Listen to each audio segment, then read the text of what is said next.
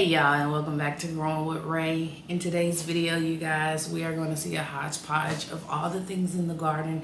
As I sit and drink coffee with you guys, I want to show you all what I did do this morning, and I want us to just have a good, peaceful view of the garden.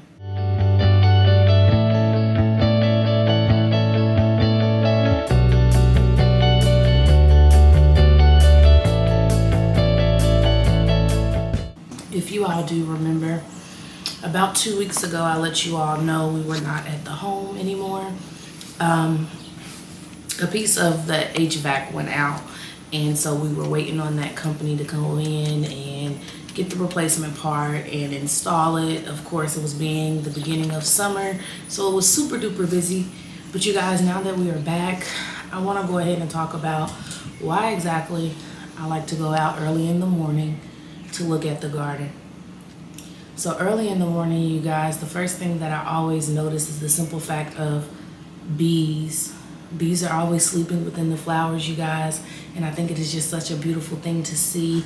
I was on the phone with my sister yesterday, the one that we helped put the garden in for, and she saw that the other night, and she was like, I'm sitting here trying to move this cucumber vine, and there's a bumblebee in there. There's a bumblebee sitting on there. I said, yeah, they'll really sleep in those. They'll sleep in any of your flowers, and they'll sleep in your squash flowers as well. I think that's one of the most beautiful, breathtaking type of sights to see, you guys. But going through the garden with being gone for 2 weeks, though I've came in sporadically, that's how I was able to make these videos for you guys. I was literally here for maybe an hour, if that, just to do the gardening things and then shower, and then back out the house I went, because we were in the middle of a heat wave. So the home was about 85 degrees inside. Now with that, you guys, there are times you have seen me in certain outfits or wearing purses or anything like that, and that's because this is my real life, you guys. Gardening is not supposed to be aesthetically pleasing to me. It is on the production side of what I would love to get out of the garden.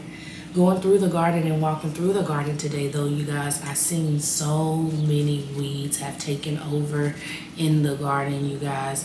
I'm examining the plants to see what are looking like they're not going to survive, so I can go ahead and get those seeds started, specifically those squash seeds, you guys. On top of that, I'm sitting here looking at the onions that's falling over. We're harvesting calendula flowers, and I'm going to leave one section of the calendula flowers, you guys, because I don't need that plant. I have other plants that are mass producing right now, you guys, and I mean, it's just a beautiful sight to see. I love to see it. Today I got my first bouquet of flowers, you guys. Off camera, you didn't see that I do go ahead and harvest some bells of Ireland, and so I put those in a vase with a sunflower, and I just think it's the most beautifulest thing ever. You guys, I also am sitting here looking at the peppers. Last year I did have peppers going ahead and producing at this time. However, my plants were so much bigger and more sturdy that I didn't need a cage. This, I believe, will be the second year that I'm going to think I'm going to need a cage for my pepper plants or some type of staking. I'm not mad about it or anything like that, but I do think it would be best if I go ahead and pull those peppers, get ready to get those preserved, and let those plants focus on growing. Another thing is, you guys, my corn is already starting to tassel. I am going to make sure to do a new succession of corn. It's going to be a totally, completely different variety. I don't think I'll be putting those in these grow bags ever again. Maybe I had too many. Maybe I just wasn't giving it enough fertilizer, because since I've been gone, I have not been able to fertilize this garden. So everything this evening will get hit with fish emulsion because I have not been there. You guys, another thing that I noticed is that my green stalks, I don't think I do well growing in green stalks, and it's always because I forget to water them efficiently. So until I get the drip system, the self-watering system for green stock, I think I'm going to go ahead and pull those strawberries out of there, because I was already thinking about doing that and actually putting those in the bed with the blueberries, because I see that they are actually companion plants. They both like acidic soil. And so that's what I'm going to do for that whole yellow bed where the calendula's at that we're harvesting. I'm going to go ahead and put strawberry plants in there. With that, I did get strawberry plants on clearance, so we're going to go ahead and get those put in soil, and we're going to see if we can get those to waken up. Now, I did get the ever-bearing variety because that is the varieties that I have outside. I will put on the screen, I know I have the Ozark Beauty, and then the other two I will put on the screen that I received from Stark Bros 2 years ago. And then I believe the strawberries I got from Walmart was actually Ozark as well. So those are the things that I am going to be going ahead and getting started to put in this yellow bed. You guys, looking at the onions, it looks like I have a disease coming on those. We are going to harvest those that are falling over just because it's very well needed. And I'm ready to go ahead and honestly flip that bed. Go ahead and flip it because exciting news. I do have some more plants, and I will show you guys here in a second that. And so we're going to possibly go ahead and just put those in that bed. Now, also, you guys, with the calendula, I do have a good portion of it.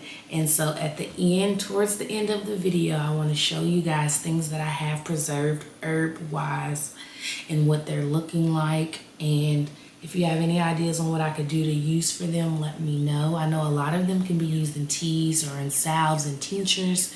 So that's what a good portion of those will be. But you guys, also, I'm going to go ahead and pick some greens. Remember, we just did a harvest of greens not even 2 weeks ago. And look, they've already grown back. I said I was going to pull those plants, but things are always ever changing, and I don't think I'm going to pull those. If I pull anything, I think I'm going to go ahead and pull those cauliflower plants because it doesn't look like we're going to get ahead. And that is totally fine. Like I said, this year I have moved so slow with pace to myself, for grace for myself, because last year I did a lot of things. The garden looked extremely beautiful, but I was so overwhelmed. I'm loving the stillness of this year. Now what we're going to do next year is put this stillness more towards the front of the season while I can still be in the stillness of the season for the whole season. Our tomatoes, you guys, are still looking like they're trying to adjust, as I would assume they are, because I do not have any watering type of system on them. So I do need to go ahead and get that set up in that video. When I will get that set up, though, you guys, we will be trying a new product, and I'm really excited about that. This will be my first collaboration, so I'm really excited. But you guys, another thing, since the onions are starting to come out, good news in the garden, that stevia that I told you guys passed is actually growing back. And just so you know that it's growing back, and this is not this new plant that I got. The new plant is right here. I think I'm going to go ahead and pull the last of them. They're not the size I wanted them to be. However, I don't know what this white spotting disease is on my onions, and so I would rather salvage the ones I have versus lose them to any type of disease. That is just something that we risk and that we go with.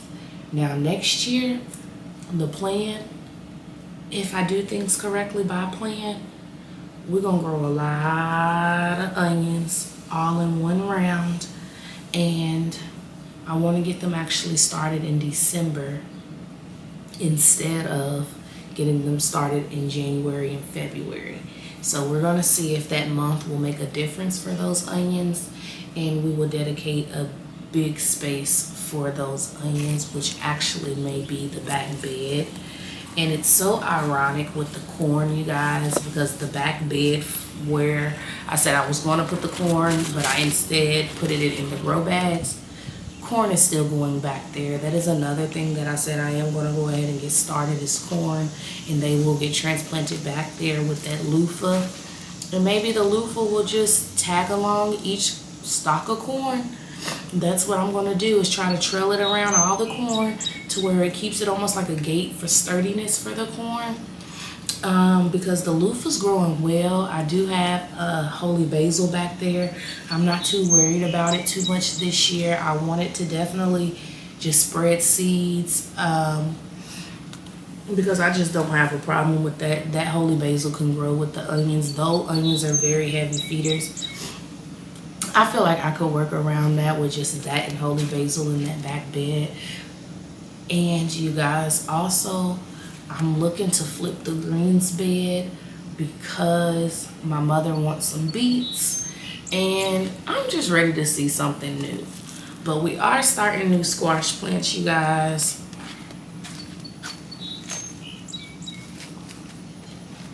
And we will be starting some corn. I am starting some mullein as well because I have not had any success this year with having it germinate. Or if it germinates, I'm killing it because I was just too overwhelmed with the plants and getting the compost in time to get the garden in. But now that things are situated, we are going to get that going. You guys, my borage slowly but surely is taking off. I do think as well, my flowers are taking a real good, steady little time to go ahead and do what they're going to do. Hopefully by the end of the season, they look beautiful. But because I know the type of person I am, I honestly think I'm going to move all of those flowers out of those beds and actually put those in green stocks instead. The brassicas, I wanted to leave them in there, but honestly in the green stocks, like I said, I want to revamp them. I think I'm going to do herb green stocks for 2 of those, which had the 2 strawberries in it. So it'll just be all different type of herbs in that bed. It'll free up a lot of beds for me if I just put all my herbs over there, in flowers. So moving forward, that's what I think I'm going to do for the green stocks, is put flowers and herbs there only. And then all of everything else that I'm growing will grow into beds. I think that'll be beautiful. I think it'll be wonderful. And, excuse me, it allows me the opportunity to have things the way I want while still having flowers. And then I can actually spread out the green stocks more. Because right now with the certain plants that I have in them, I have them staggered to make sure that my water hose can sit at each green stock. But I think I want the green stocks at the top front parameters of the garden. That's another thing. I have to get these weeds under control, you guys. I have to sit here and get the grass cut so I can go ahead and lay down my other parts of landscaping. I have to go get the rest of the fencing from my mom's house to get this garden fence back up. But so far, my dog has been pretty respectful. And honestly, I think I'm going to do a chip drop. I'm going to put in a request today.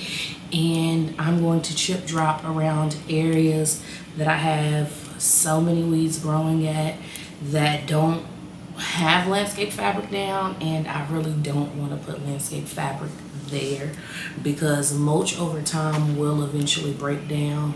So if it's going to break down, I'd rather it break down into the actual soil.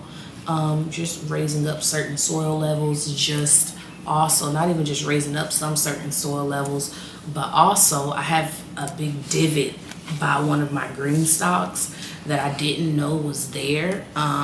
It's under the landscape fabric, but I need to get that filled in as well. So I'm learning about my yard and how uneven it is, while also learning about the garden, trying to go ahead and start to slowly but surely manage this chaos of the weeds that have gotten into the garden, and then truly examine my inventory of all the things that I actually have already. Because last year, like I told you guys, every year I don't want to grow the same exact thing. If I have a good amount of it and I have like a bumper crop of it for the year prior, I want to make sure I preserve it properly so that the next year I can make room for something else. Like I told you guys, this year's focus was supposed to be on peppers and tomatoes, and they still are. So I'm going to continue to baby those and pay close attention to those. However, I want to also see what bumper crops I can get of other things. And this is my first year in the 4 or 5 years now that I've been gardening that this will actually be my focal point. As for the prior years, my focal point were other things. Now you guys, let me show you the things I have preserved. So starting off, I do have basil from last year. I do also have some mullein from last year. I will be starting some calendula seeds because this is all the calendula I have from last year and this year. And as you see, when they dry out, they definitely condense down. This is a good amount though for teas or whatever you want to make it for. I want to get into soap making, so I do think I want like a whole quart of these instead of just a pint. So we're going to start some chamomile seeds. My calendula is looking like this. So last year I did grow, I think, the Orange King still, and for whatever reason it's starting to lose its color. Otherwise, if I didn't, then that means the Orange Kings didn't germinate, and instead the wildflower one that I have that had yellow in it is the one that germinated. I don't really remember, but you can very well see the difference between the two, and I have no problem with that. We're still going to use those for salves. You can make oils that then you can make skincare things with, and so that's what we're going to do with that, you guys. Now this is the bouquet, and I'm so excited about it, you guys. I think it is so beautiful. And with us being said, I hope I didn't leave anything out. If I did, editing me, future me, will go ahead and put that in the video. But you guys, until next time, I thank you. God bless. Bye. Shout out to Editing Raven, because as soon as I turned it off, I remembered. I told you guys I was showing you a new plant. These are slips, you guys, and guess what? They're sweet potato slips, but they're purple sweet potatoes. We got this from Pennell Station, and I am so excited to try these, and we're going to put this in the bed where the onions are at, you guys. At least that's what I'm hoping to put them in, because another thing I'm starting is carrots. I want more carrots. I'm going to do the rainbow mix. Just that for the fall, because I want to get those canned. They look so cute with the different colors to be canned in a jar. So I want to can some carrots. And then also, you guys, I have a May Pop vine. I actually have 2 of them. It looks like it may be 2. I don't know. But okay, if you don't know what a May Pop is, you guys, it is a northern native passion fruit, basically. And they're native here in Kentucky, so I'm really excited to grow them.